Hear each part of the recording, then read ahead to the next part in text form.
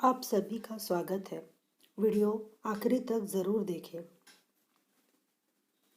मानवीय जीवन में विचारों की महत्वपूर्ण भूमिका होती है। सकारात्मक विचारों वाला व्यक्ति न केवल अपने जीवन में बल्कि दूसरों के जीवन में भी बेहतर बदलाव लाने की क्षमता रखता है।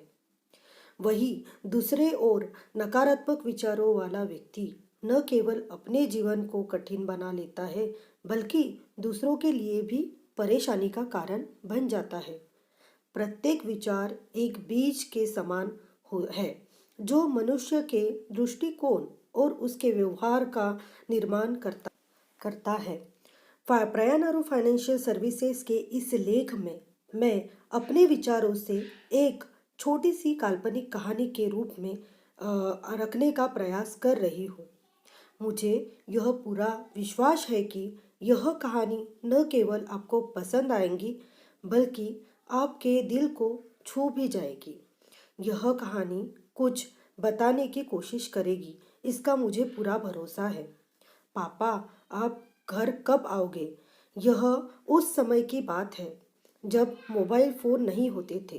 कुछ घरों में लैंडलाइन फ़ोन लगे होते थे। इस लैंडलाइन फ़ोन के ज़रिए पड़ोसी अपने से बात किया करते थे। उन दिनों में एक सुखी परिवार था। इस परिवार में 3 सदस्य थे, पति, पत्नी और उनकी प्यारी बेटी। अक्सर देखा गया है कि बेटियों का अपने पिता से ज़्यादा लगाव होता है। इस परिवार में भी कुछ ऐसा ही था। एक छोटी बच्ची अपने पिता से बहुत प्यार करती थी और उसके पिता भी उससे बहुत प्यार करते थे। पिता जब भी अपने काम से थक कर घर लौटते थे तो बेटी को गोद में उठाते ही उनकी सारी थकावट गायब हो जाती थी। पिता का काम ही कुछ ऐसा था कि काम की वजह से उन्हें अपने घर से कई कई महीने तक दूर रहना पड़ता था। जब तक कि पिता घर में मौजूद हुआ करते थे, बेटी की खुशियों का ठिकाना नहीं होता था। लेकिन जब पिता को उनके काम की वजह से जाना होता था तो बेटी काफ़ी उदास हो जाती थी। पड़ोसी के लैंडलाइन फ़ोन पर बातचीत होने पर बेटी खुश हो जाया करती थी। एक दिन पापा की यह नन्ही परी घर में अकेली बैठी सोच रही थी कि बहुत दिन हो गए, इस बार पापा नहीं आए।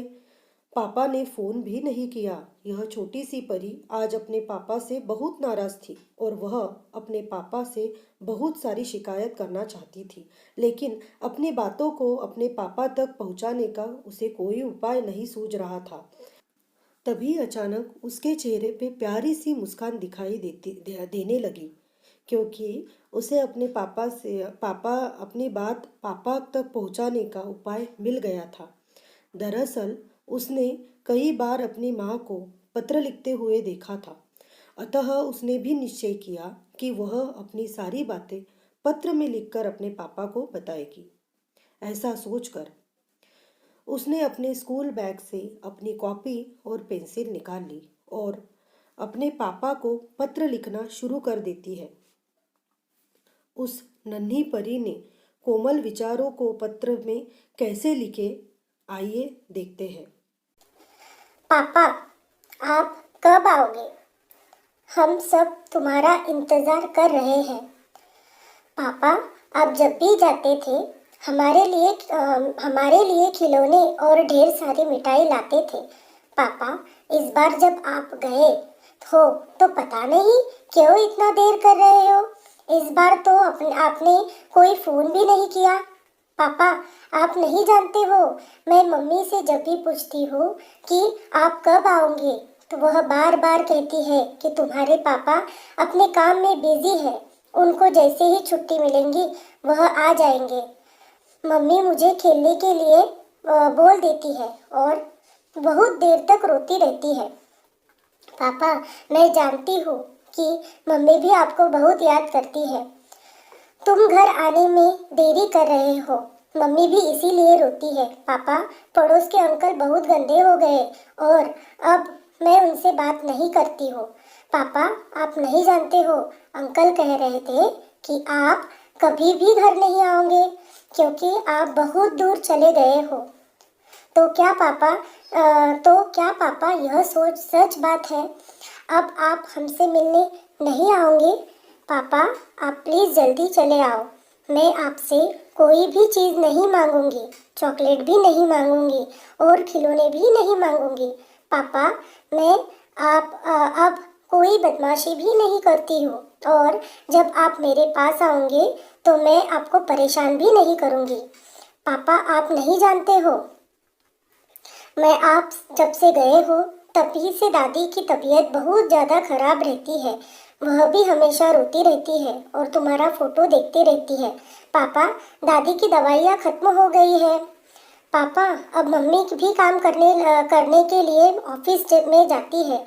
मम्मी दिन भर काम करती है और रात में हमें खाना बनाकर हमें खिलाती है। अब हमारे साथ खेल भी नहीं पाती है।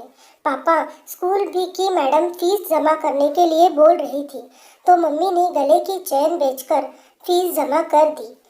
पापा, एक बहुत गंदे अंकल आए थे और आपकी गाड़ी लेकर चले गए।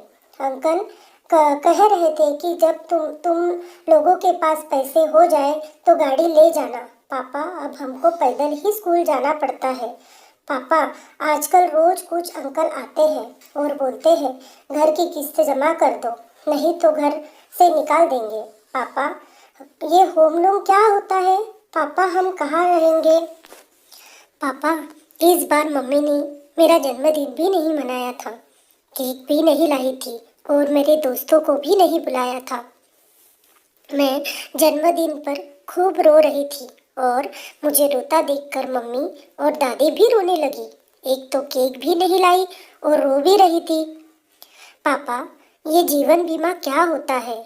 पड़ोस के अंकल कह रहे थे कि यदि ज़्यादा बीमा आपने कराया होता तो मम्मी को इतनी तकलीफ नहीं होती। पापा, आप तो हमारी छोटी सी तकलीफ नहीं देख पाते थे तो आप हमारे इतने दुख कैसे देख रहे हो?